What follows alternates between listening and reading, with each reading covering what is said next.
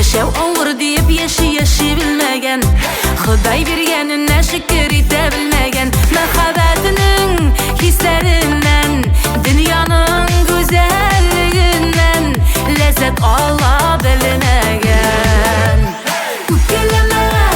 Üpkeleme sen olsan yazmışka,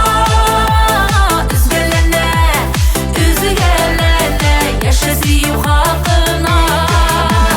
Dilgelene fahişat yürek nafak sözlerge, İşlerge de bilmezsen de girek düzerge.